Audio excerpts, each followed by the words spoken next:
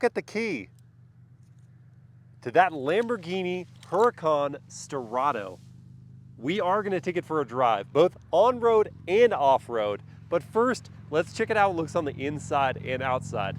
Now, you probably don't need me and my help to point out the differences between this and a regular Huracan, but let's just do it anyway. So up front, the first thing you'll see are these LED driving lights that are unique to the Sterrato. And then we'll also see some changes to the lower front bumper. The track has been widened by a little over an inch. And then as we make our way to the side, we'll see these pronounced fender flares to accommodate the all-terrain tires. All-terrain tires on a Lamborghini. They are the special Bridgestone Dueler compound that was made for this vehicle specifically. 235 section front and 285 at the rear. Within those wheels are carbon ceramic brakes as standard with red painted calipers here. There's this distinct lower sill for some underbody protection, and there's additional front underbody shielding compared to the standard Huracan.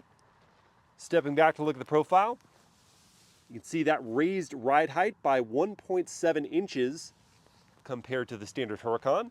And then I don't want to miss this scoop and the air inlet. Why is it so high? If you're driving this vehicle off-road, dust is going to accumulate, and you want to pull in clean air to that V10 in the back, and this helps with that. There are also these roof rails, if you want to put on maybe a rooftop tent. And getting to the back, we'll see that the rear track has also been widened by a bit over an inch, and the diffuser is distinct as well for the Sterrato. There's the louvered engine bay cover. And this just looks like a Mad Max vehicle.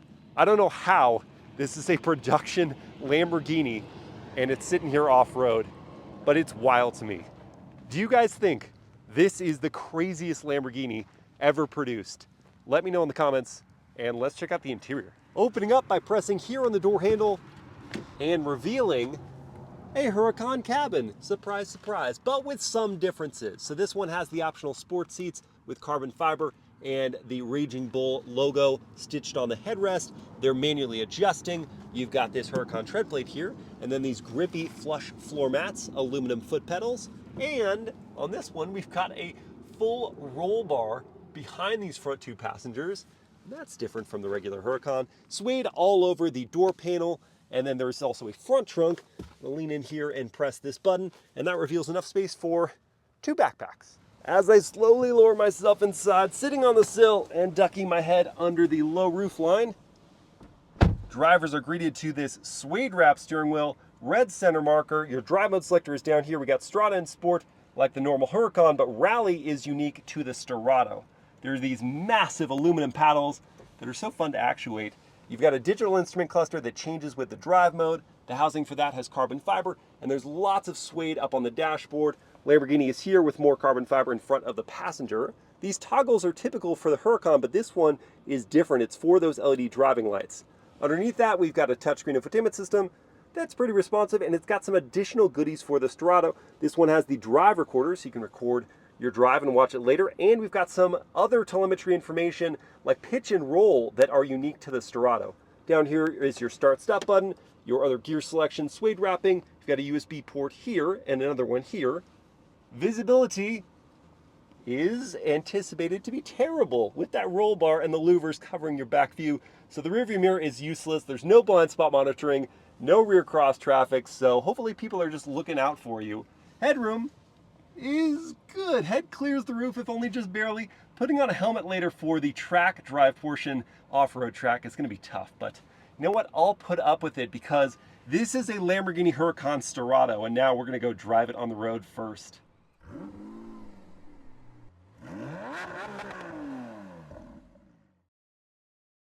All right, let's fire it up.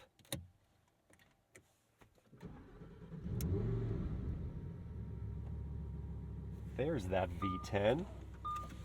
And we are joined for this first drive by Manuel. He is from Automobiles Colombia. It's down in Colombia, as the name suggests. Manuel and I have been driving for the last 3 hours in the Sterrato, and we're going to continue that on road before we go to the off-road track portion. And as usual, I'll show you the backup camera situation here. So that's showing up in the center of the screen, and we do have trajectory lines. And then to go into drive, pull on the right paddle. And let's listen for the turn signal sound as we do this. It's your typical Volkswagen Auto Group signal. I don't mind it. And what about the world famous horn test? It's good. It's classy. It's a classy horn. The 1.7 inches of ground clearance doesn't sound like a ton, but you feel it, especially from the driver's seat. I'm just sitting so much higher than I normally would in a Huracan, and that immediately changes your perspective on how you drive this car. We were driving around town to begin this review, and we'd go up to bumps or gutters in the road, and normally you got to slow down a ton and take them at an angle, and this I just went straight through, didn't even think about it, and the car had no problems whatsoever. One thing that hasn't changed, the 5.2 liter naturally aspirated V10 motor.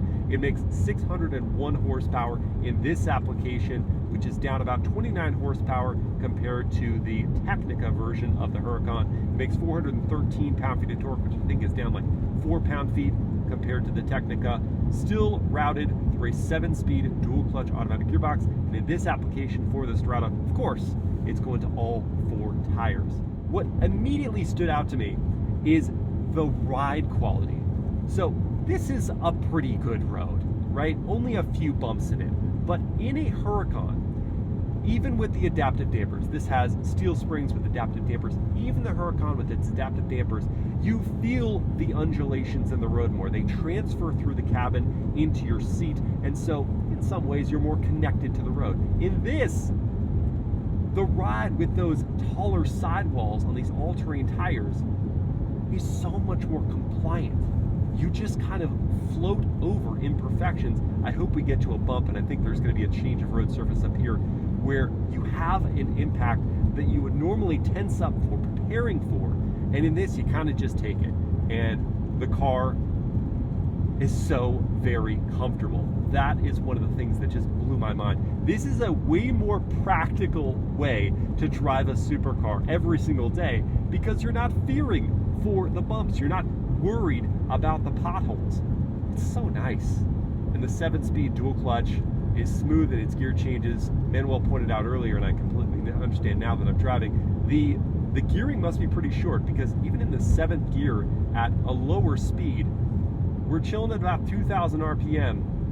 And as the speeds pick up, doing maybe 80 miles per hour, you're over 3,000 RPM. You're not hearing much tire hum at all, which is shocking to me for all terrains. They really must have developed these such that those are not a pervasive noise inside the cabin. The NVH level, short of the wind noise as you pick up speed, let's do that now,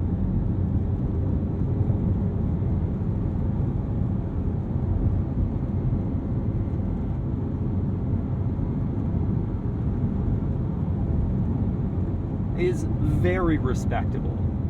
You look at this thing, I said it already, the Mad Max Lamborghini. You look at it and you go, that's going to be a pain in the butt to drive. But what they've done to develop this as a daily driver is the first and most astounding thing about the car to me. And if we go now into the sport drive mode, looking down here, immediately downshifts a couple gears. And we hear from that glorious V10 soundtrack.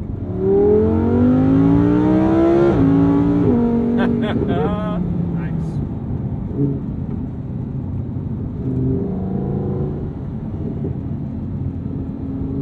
Also had no idea what to expect about these all-terrain tires in terms of handling.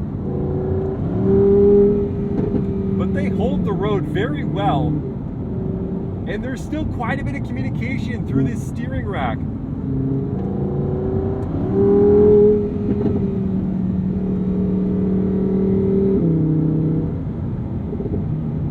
I love the lift-off overrun. Brakes are super sharp at the initial light. And even out here in the desert, where it's gorgeous, by the way. They're not going to overheat with the carbon ceramic compound. You can take the manual mode as well, hitting this button here, or just pulling on a paddle. Love working these giant paddles. So take it all the way out to red line. Hear the beautiful song of that V10.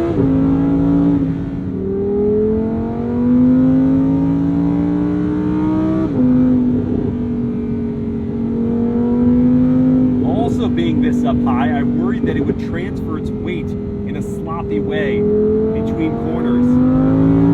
And while it does lean ever so slightly more than the lower center of gravity standard Huracan, it's in control of itself in movement side to side and over undulations like this.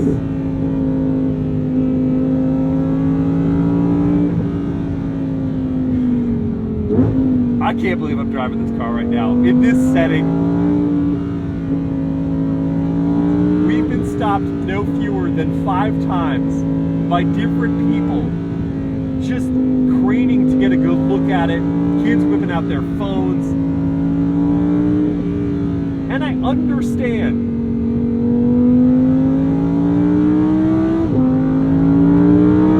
And I hope it's satisfying information for those people who are curious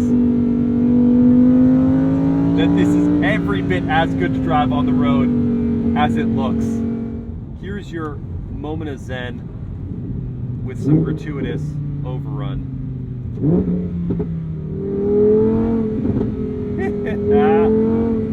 It's right there in the 4,000 to 5,000 RPM mark, and it just wants to pop. Yes. And with no one around and a really nice, clear, straight road, let's do a 0 to 60, real world 0 to 60 test. Got my race box set up here. We go into the rally mode and then pull on the ESC button to make sure that there is no traction control enabled, no stability control. You can activate launch control, holding my foot on the brake, hitting the throttle, letting it go.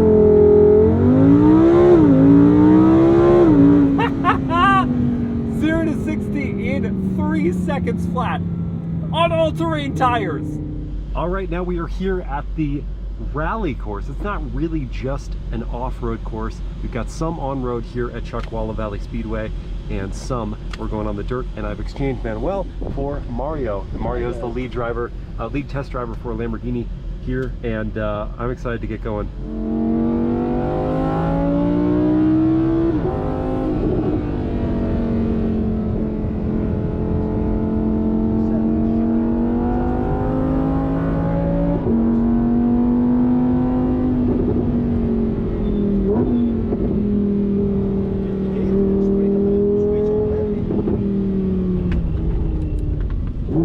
Into rally, and I'm sliding a Lamborghini through dirt,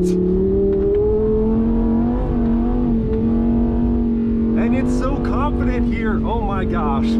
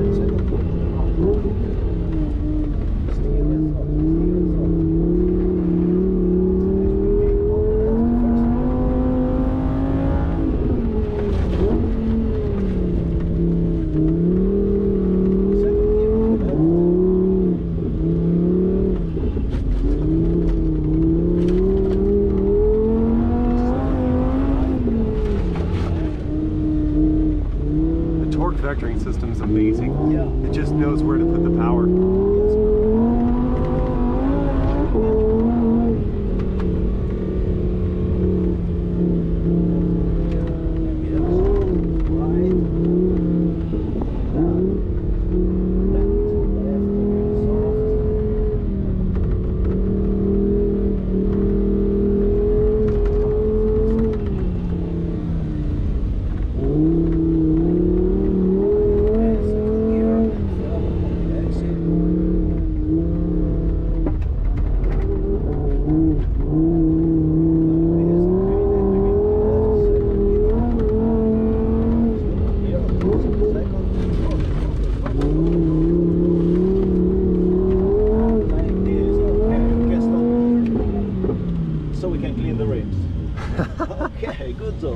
is amazing. We can go. It feels so confident through that.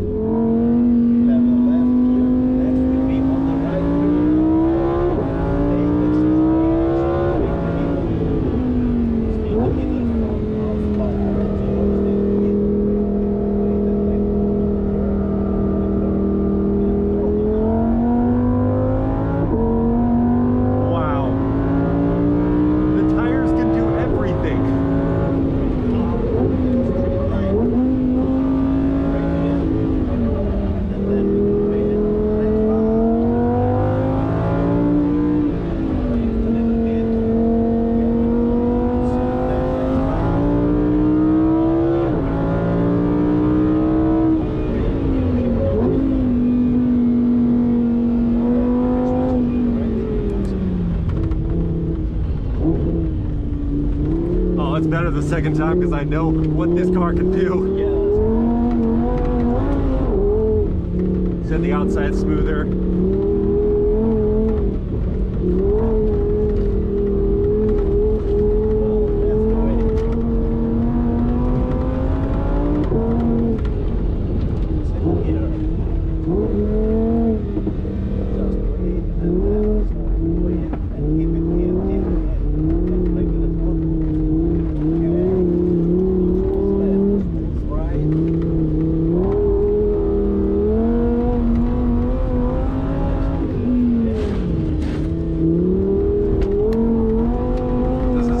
Just handling all of those undulations so well.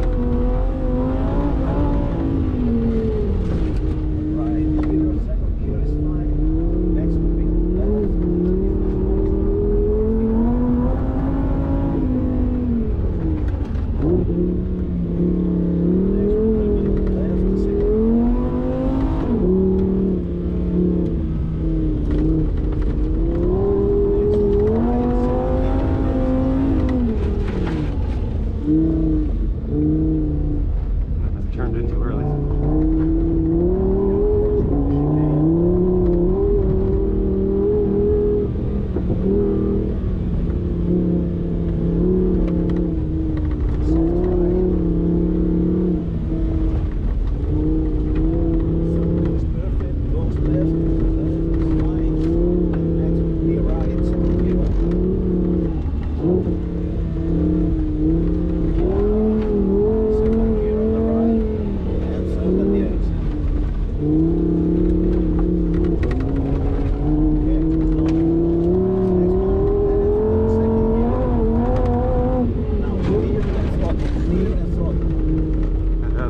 It's cutting power, but I throttle. Okay, great. Wow. Anyway, good job. That was Good so job. fun, Mario. Oh Yeah. my gosh. Not bad at all. That was great. What a car. For to be this first stint, it's I think not bad. Eh? So if you want, you can push for the main straight. Okay. If I want to. Come on, of course I want to.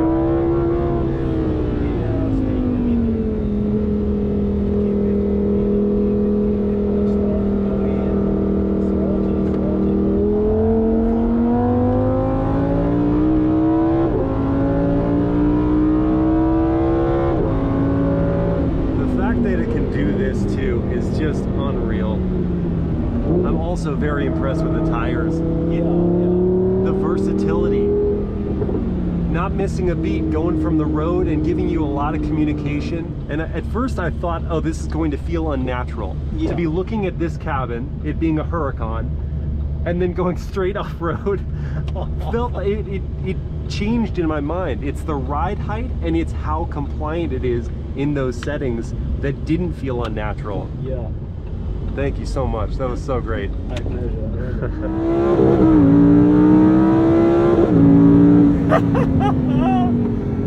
From tearing it up off-road to inhaling a paved surface, the Sterrato is magnificent. Oh my gosh, this car is unbelievable. I like it so much more than I even thought I would. I promised you road changes. road surface changes. That was one of them. Barely felt that bump, and that was in the rally mode. Okay, now before we talk pricing and competition, this is a first drive. I'm not going to reach a verdict, even though I'd really like to, and that verdict is yes. I'm not going to reach a verdict, but I will talk about vehicles that you might consider apart from this one. The top speed and fuel economy, to just share that first. The fuel economy we don't actually know yet. Lamborghini hasn't released that data, but the top speed we know to be about 162 miles per hour.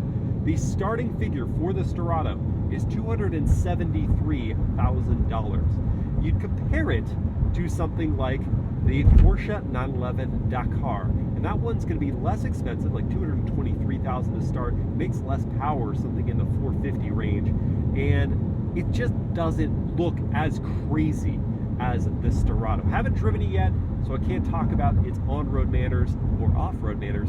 I can say visually this is more captivating. There is the POV, and I probably butchered that name, but that's another one that's in the like SUV to road car kind of blend there, and it's much more expensive. It's $400,000. It does make more power, 715 horsepower, and it'd be pretty close between that and this, parked in front of a fancy restaurant, which is going to get more oohs and ahs. I still think the Sterrato has it.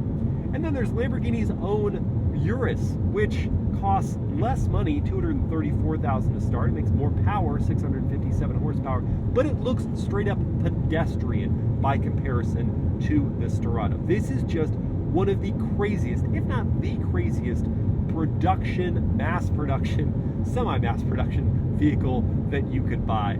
And that's why it totally has captured my heart. I'm curious, which would you guys choose? Would you go Sterrato? Would you go 911 Dakar? Would you go Urus? Would you go POV? Let me know in the comments. I hope you guys have enjoyed this video, because I certainly enjoyed making it. And if you did, please like, comment, and share the video. Subscribe to the channel. Hit that bell to get notified. And I will see you again next time.